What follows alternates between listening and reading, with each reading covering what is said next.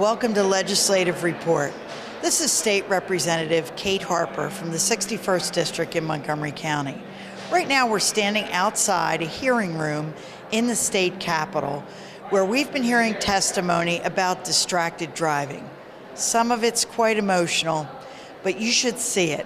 This is an important issue for Pennsylvania. How do we deal with people on their cell phones when they're driving 55 or 70 miles an hour? We need to update our laws and make sure that we are discouraging this type of behavior. And more importantly, you need to see this. Most of us think we can multitask. Not so sure after this testimony. So stay with me for Legislative Report. I had a beautiful son, Paul. His whole life he wanted to become a police officer from the time he was like 5 years old on. That's all my son wanted to do.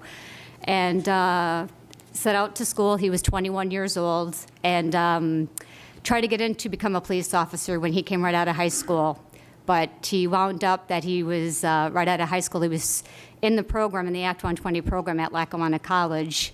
And he was found out when he was going through the program that he was too young to be able to shoot the gun because he was too young. So he switched all of his credits into the criminal justice program. So he did 2 years of college at Lackawanna College, and that brought him to East Stroudsburg. So he was a very loving, caring person his whole life. Everybody, once you met him, you fell in love with him, had a wonderful smile, and always, always, always knew what he wanted to do in his future. So on July 4th, he had 2 jobs while he was still going to school. He worked for me, which was the cleaning service, and he worked at Garrity's Supermarket. And on July 4th, he came in the door after work at 3 o'clock, kissed and hugged me like he always did, and said, "Mom, I'm going to a party at ESU." Kissed me, hugged me, said, "I loved you," walked out the door. And I never knew in a million years that that would be the last kiss and hug that I would ever have from my son. He left, he went to go to a party with friends at ESU. And my son did everything right that night. He stayed overnight. He wound up being all the way down in Bethlehem, which was further. And he had 2 beers, but more than anything, he was tired and he didn't know his environment. So he stayed overnight. And the next morning, he was on his way back. Again, he called Garrity's, showing his responsibility and how mature he was, and said, "Hey, I'm going to be late. I was further than where I was. I didn't know my surroundings. I'm going to be late." And his boss said, "Paul, take your time. It's the 5th of July. Go home, take a shower. When you get here, you get here." And meanwhile, I was having a party for my friends, and it was 11:45, and I was sitting on my porch, and all of a sudden, 2 state troopers pulled up in front of my house back to back. And right out of a movie scene, your heart sinks. And 2 state troopers walked up and said, "Is this 1407 Fig Street?" And I said, "Yes." Deep in my heart, I was already saying, "Is there something wrong with my son?" And they wouldn't say anything. They said, "Is your husband home?" And I said, "Yes." And we walked inside, and right away they were like, "What, do you have a Toyota Corolla? What would it be doing down on Route 33? And we were like, "Route 33, where is that?" And they said, "It's down by East Stroudsburg University." And right away I kept saying, "It's my son, and it's my son." But they right away, what had happened is they pulled up my husband's registration, and they looked at it, and it did not match it. So they pulled up my son's. But there's a lot of things going on.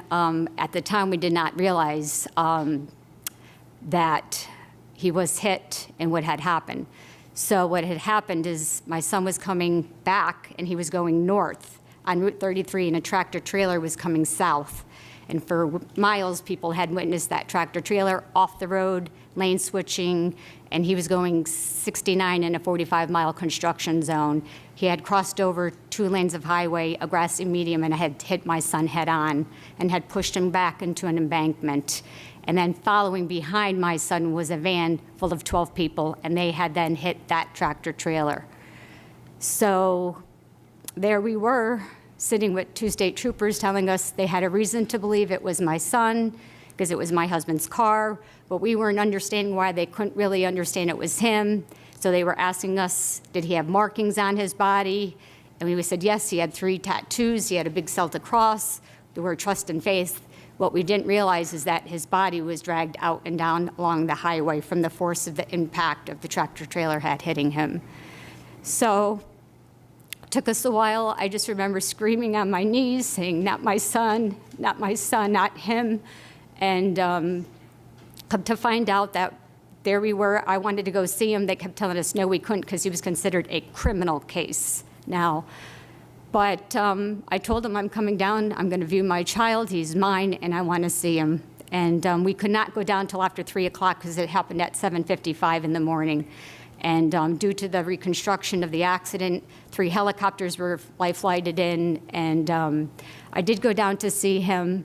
And that's no way you should ever view your child in your life, is to see him at a morgue where you can't even identify him. They had him in a body bag with just his head, and I couldn't even identify him. I had to tell the coroner that I had to unzip the body bag and look at his clothes from the night before when we walked out the door. And that's how I identified my child. And nobody should ever in their life have to view their child like that. And then I asked for a priest to come in, and I then said a prayer with him, and I whispered in his ear that day that I would fight for change when I found out what had happened to him. And that's what I've been doing ever since. It was not even then that we found out. It was not until we started going to court, and they were never going to prosecute him. I kept being told by the district attorney's office, I didn't want to hear he was tired. I didn't want to hear the sun in his eyes. It was not until our civil case that we started to find out what it was. And it was not until I got his statements, until I heard that he had to ping his one phone to his other phone, and that's when he looked up, and he never even knew he hit my son. It's when he looked at his phone, was looking for his phone, that his statement said, and then that's when I started looking. It wasn't even that he was on his phone, he was reaching for it. So that's when everything started to really click for me. And he never said he was sorry, never anything. I had to fight for justice through the system. That was another hard thing, was that they never wanted to file charges. He was speeding, he was going through a construction zone and everything else. But I met him through the Victims Dialogue Program, through the Victims Advocacy just last year, and he did admit to me everything, that he was distracted. I forgave him. I don't want to ever hold that hate. I'm doing good work. I'm out speaking to everybody about not reaching for that phone, not being on that phone. And in my heart of hearts, I know people believe that it's never going to be them. People think it's never going to be them. And then again last year, since then, a year, almost within a year, my husband started tripping, falling, walking into walls, and my husband was diagnosed with ALS. So it's not something that the doctors 100% can say that this happened, but I slowly watched. Because somebody did something so horrific and so bad, all because of something that was so preventable, that my husband then was diagnosed with ALS, and it was definitely the stress and anxiety of that. It was a trigger. So then last year, August of 2016, we were again on Route 80, going down the highway, slow, fast, and again, boom, we got hit by another distracted driver on his phone. So the new handicap van that we had just got for my husband, we got hit a second time again. So we were both taken in the ambulance, and when I looked in the rearview mirror, he was on his phone again, and I told the state trooper he was on his phone. The state trooper again said to me, well, if he does admit to it, we can't say that he was on it. We're not going to go and search and get a search warrant. And I said to him, he was on it. I know he was. So when we went to the hospital, again, we got there, and he came back, and the state trooper said, Mrs. Miller, he admitted he was distracted. So that's 2 times we were hit by distracted driving. When my son was killed, at the FARS report, he was not listed as he's just a road crash fatality. So my son was never listed as a distracted driving fatality. But in court, thank God, the judge told him he was distracted, and he admitted it. This time it's actually listed as a distracted driving in 2016. So it's not a matter of if you're going to be affected, it's just a matter of time when you are going to be affected by somebody being on a cell phone. It's going to happen. It's not if, it's when it's going to happen to you and your family. And we are the living proof of it. The numbers are going up. It's happening more and more and more all the time. You do not want to be on the phone, and it's time for Pennsylvania. It's time for us to step up. I'm fighting for this for 6 years. Everybody is addicted to their phones. 6 years. It's time for us to pass the bill, the handheld bill. Believe me, I want you to understand this. I've been all over, I speak all over. These are petitions I've been having everybody sign. People want the bill, they want it. I'm telling you, hands-free is not risk-free. You're still distracted in your brain, but it's a step up, and the law enforcement can actually enforce it. If they see you on your phone and you have the handheld bill, they'll be able to pull you over. Now you can't tell whether you're texting, scrolling, emailing. It will be a big step in saving lives, I'll guarantee it. It will. The responsibility of improving highway safety is a core function of policing and is one that is taken very seriously by all Pennsylvania law enforcement agencies. The PSP and municipal police officers from across the Commonwealth work hard every day to enforce the traffic laws to prevent crashes and to improve highway safety. According to the Pennsylvania Department of Transportation 2016 statewide crash statistics, there were 129,395 reportable crashes in which 1,188 people lost their lives and another 82,971 people were injured. To put these numbers into perspective, the total for reportable crashes in 2016 was the 13th lowest since 1950, when 113,748 crashes were reported. While the causes of the crashes often vary, the use of alcohol and/or drugs and speeding have been identified as the two most frequent contributing factors in fatal crashes. Of particular interest to this discussion is the fact that distracted driving was also identified as a causal factor in 2016 in 61 of the fatal crashes that claimed the lives of 69 people. PennDOT's distracted driving crash statistics also show that a handheld cellular phone was in use in 1,146 crashes, resulting in 8 fatalities and 701 injuries. To a lesser degree, a hands-free cellular phone was determined to have been in use in 83 of the crashes, resulting in 1 fatality and 70 injuries. A distracted driving crash is one in which the investigating law enforcement agency has confirmed that the primary causal factor for the crash was inattentive driving. While distracted driving is most commonly thought of today as texting and driving, it also includes such actions as eating, grooming, or talking to passengers in the vehicle or on a cellular phone. Any action or activity that causes a driver to divert or focus their visual, physical, or cognitive attention away from the conscious act of controlling a vehicle while navigating the road can significantly increase the likelihood of a crash occurring. For example, a vehicle moving at 65 miles per hour travels at approximately 95 feet per second. In a few seconds that it would take a driver using a handheld phone to complete a call, it's not hard to conceptualize how a crash could occur even if the driver's distraction was brief. Drivers need to focus all of their attention on the dynamic task of operating a vehicle to avoid potentially deadly consequences. While the current crash statistics for distracted driving are alarming, the true magnitude of this problem may be underreported. Law enforcement often faces many challenges when trying to determine if a driver's distraction was truly a contributing causal factor in a crash. The passage of House Bill 1684, which seeks to prohibit a driver from using a handheld cellular phone while the vehicle is in motion and imposes a presumption that the driver was engaged in a call if the device is held to or in close proximity to the operator's ear, would certainly serve to reduce the opportunity for distraction by the driver by prohibiting the conduct and complete except for in emergency situations. The passage of House Bill 892 and 1684 would be an important step forward in helping to reduce the likelihood of distracted driving crashes. By prohibiting a specific action, the legislation is also lessening an opportunity for distraction. If the legislation were to pass, voluntary compliance would seem to be encouraged by the consequence of the assignment of points upon a conviction for a violation. Well-crafted legislation is essential to ensuring that police officers have the statutory authority necessary to keep our highways safe. Both bills would enhance that authority. Regardless of the challenges now and into the future, the Pennsylvania State Police and our municipal law enforcement partners remain committed to protecting and serving the citizens of this Commonwealth.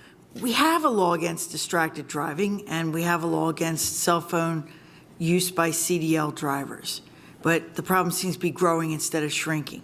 Is there something wrong with the way the current law is written that makes it difficult to prosecute those offenses? The law is very clear when it comes to commercial motor vehicles, and it's very easy for law enforcement to enforce those two provisions of the code.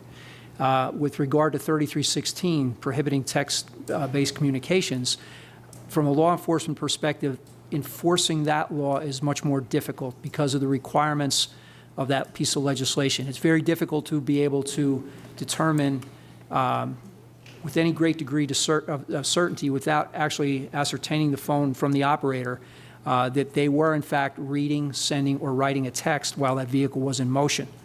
So there is a distinction between the types of vehicles and the pieces of legislation, one being more difficult to enforce than the other. And that's what I'm trying to get at in order to see that we write the law better the next time. So I guess I have two questions. If the driver who gets hit was looking in a rearview mirror, as Mrs. Miller testified, and saw somebody on the phone, you can't use that testimony? It would certainly aid us in the investigation, and we could certainly use that information to potentially obtain a search warrant at some point if necessary. But there are those additional investigative steps that we would have to take in that instance. But if you change one of those details in that entire scenario, if you eliminate that testimony or that witness account from us, then we are basically left to basically ask the operator, were you in fact using your phone at the time of the crash? I'm a lawyer also. I recognize that seizing somebody's cell phone has Fourth Amendment implications to it. Right. At the same time, driving on Pennsylvania's highways is a privilege, not a right. Is there anything we can do to make it easier for you to get the cell phone evidence after a crash or something like that? I've looked at a number of bills here in the past that suggest that or offer that as a means to further an investigation for law enforcement. Again, we're governed by the Constitution, so it would have to fall in line with that, obviously, that premise. Certainly, it would be a tool for us to aid in an investigation when we think that an operator was involved with a crash because of distracted driving through the use of that phone. That would certainly aid us. All right. I would also think that you would instruct anybody investigating an accident to ask the witnesses if they saw the phone in use. Long before, many years ago, actually, the state police began to tabulate information at crash scenes where, before it actually became part of a report, an official report, we would ask them, were you using a cell phone at the time of the crash? So we were dialed into that possibility for quite some time. The department overall is supportive of any action that really focuses on distracted driving and the reducing of crashes and fatalities associated with that, because it not only impacts the traveling public within the Commonwealth, but it also impacts our workers within work zones within the Commonwealth. Overall, we've seen that state crash data has shown an 8.5% increase from 2013 to 2017. Which mirrors national numbers that we've seen from our federal partners with the National Highway Safety Traffic Administration. Unfortunately, both one of the things that NHTSA and also PennDOT experiences with trying to report this information and try to accurately develop countermeasures to support it is that we feel, like the state police have previously testified to, that the information is generally underreported. The way that we collect the crash report information and are able to analyze that information a lot of times it involves whether there was a witness or evidence, and then that kind of skews the data that we have to take action against. So generally speaking, I think both at the national level and within the Department of Transportation, we feel that those numbers, while representative, are probably underreported with the information that we utilize. One of the things that NHTSA has come out and said that is that 94% of all the crashes that they've observed nationally interact with some type of human behavior in some fashion. So they do have data that basically supports the need to deal with things like this, these proposed bills are introducing. So one of the things that we really focus on with reducing the distracted driving starts with the Commonwealth Strategic Highway Safety Plan. That is a combination of things of all safety stakeholders within the Commonwealth, and one of the safety focus areas within that document specifically talks to distracted driving and the things that can be done to reduce and act as countermeasures to curb that, both proactively and reactively. So one of the things that we really focus on with those partners, the educational and outreach component is the proactive. The enforcement partners deal with more some of the reactive nature of some of the things that we have to deal with distracted driving.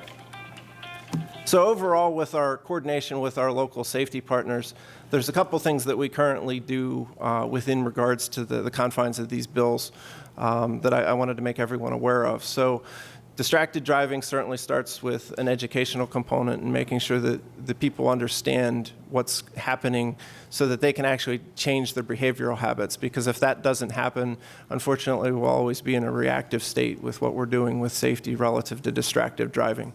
So this month is a national month relative to distracted driving awareness. So there's a lot of events that are happening nationally from campaign perspective with NHTSA and also that we support here at PennDOT. But we do things throughout the year using federal funding through mechanisms of grants to provide outreach to the public. That can be at schools, it can be going to different events throughout the Commonwealth to bring awareness to these issues so that people have that general understanding of kind of the facts, if you will, with regards to distracted driving, so that they're informed and can make good conscious decisions when they are behind the wheel, because it all starts with them as the drivers. So overall, I'd like to thank everyone for your continued interest in this topic and also other safety issues that you've brought to committee in the past. And our only suggestion relative to specifically to House Bill 1684, there is specific guidance within the NHTSA requirements relative to language that could be added to bills like these that would allow for additional funding to come to the Commonwealth that could support our programs. And it is a fairly significant dollar figure that would support the continuing education components of what these bills are trying to introduce. So there's some minor modifications that would make Pennsylvania eligible for that grant funding at the national level. Good afternoon, Chairman Taylor and Chairman Keller and members of the House Transportation Committee. My name is Ted Leonard. I'm the Executive Director of the Pennsylvania AAA Federation, which is the state association of the 8 AAA clubs in Pennsylvania, encompassing 3.2 million member motorists. Thank you for giving us the opportunity to provide information on the important issue of distracted driving. Any task that requires a driver to take their eyes or attention off the road is a distraction and should be avoided while the vehicle is in motion, including the use of handheld or hands-free cell phones. Distracted driving tops drivers' lists of growing dangers on the road, according to a survey released just last week by the AAA Foundation for Traffic Safety. Their annual Traffic Safety Culture Index shows that 88% of drivers believe distracted driving is on the rise, topping other risky behaviors like aggressive driving, drivers using drugs, and drunk driving. The proportion of drivers who report talking on a cell phone regular or fairly often when behind the wheel jumped 46% since 2013. Nearly half of drivers report recently talking on a handheld phone while driving, and nearly 33% have sent either a text message or an email. Despite their behavior, nearly 58% of drivers say talking on a cell phone behind the wheel is a very serious threat to their personal safety, while 78% believe that texting is a significant danger. A recent study by the AAA Foundation shows drivers talking on a cell phone are up to 4 times as likely to crash, while those who text while driving are up to 8 times likely to be involved in a crash. In 2015, the AAA Foundation released 2 studies on distracted driving. The first study found that a driver has finished making a call, tuning a radio, or composing a text message via voice command. That distraction can last for an additional 27 seconds. The second study found that 58% of the teen driver crashes were due to driver distraction. The risk of a 16 or 17-year-old driver being killed in a crash increases 44% when one passenger younger than 21 is in the vehicle, doubles when carrying 2 passengers younger than 21, and quadruples when 3 or more passengers are in the vehicle. The study also showed that in 50% of rear impact crashes, the driver exhibited no reaction at all before the crash, meaning there was no braking or steering to avoid the crash. While AAA strongly supports texting bans, we do not have a national position on handheld bans. Based on the AAA Foundation's extensive research into cognitive distraction, AAA warns drivers not to use a cell phone, whether it be handheld or hands-free, while behind the wheel. Hands-free is not risk-free. Having said that, there are two sections of House Bill 1684 that I would like to note. The first is that the ban only applies when the car is in motion. The AAA recommends that drivers not use cell phones for non-emergency calls while operating a vehicle, even if the car is stopped. Research found that potentially unsafe mental distractions can persist for as long as 27 seconds after dialing, changing music, or sending a text using voice commands. At the 25-mile-an-hour speed limit that was used in the Foundation study, drivers traveled the length of nearly 3 football fields. During this time, motorists could miss stop signs, pedestrians, or other vehicles while the mind is readjusting to the task of driving.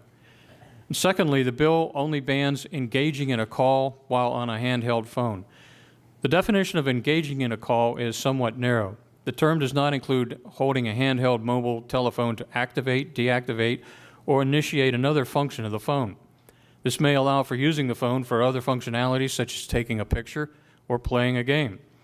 I would note that in our most recent survey of AAA members in Pennsylvania, 85% would favor passing a state law banning the use of handheld cell phones while driving.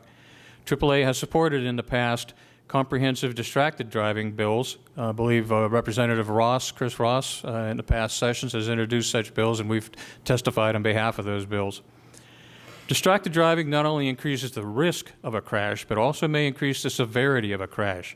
For this reason, we would appreciate your consideration of a standard or primary seatbelt law. Appropriate seatbelt use is the single most effective driver and passenger behavior that reduces deaths in motor vehicle crashes. According to PennDOT's 2016 crash facts, of the total number of fatalities in vehicle crashes, 52.2% were not wearing a seatbelt. According to NHTSA, states with a primary seatbelt law had higher seatbelt use, 92% versus 83% in 2016. Our experience with drunk and drug driving and other serious safety issues tell us discouraging dangerous behaviors requires a multi-pronged approach, as Steve has mentioned. Good legislation, effective enforcement, and effective public education.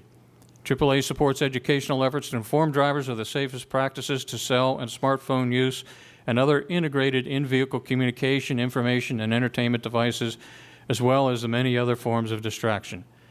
Any level of risk is too high when it comes to safe driving. Tasks that require the driver to take their eyes or attention off the road or hands off the wheel while the vehicle is in motion should be avoided. Thank you. I'm State Representative Kate Harper, and you've been watching my legislative report. You saw excerpts from a hearing that the Transportation Committee held on distracted driving. In the coming weeks, the House Transportation Committee will be looking at legislation to discourage distracted driving and to punish it when it results in injury or other problems. I appreciate your staying with me to watch this. If you have concerns about this issue or any state government issue, please feel free to contact me. My contact information will be on your screen in just a moment. And join me next time for Legislative Report.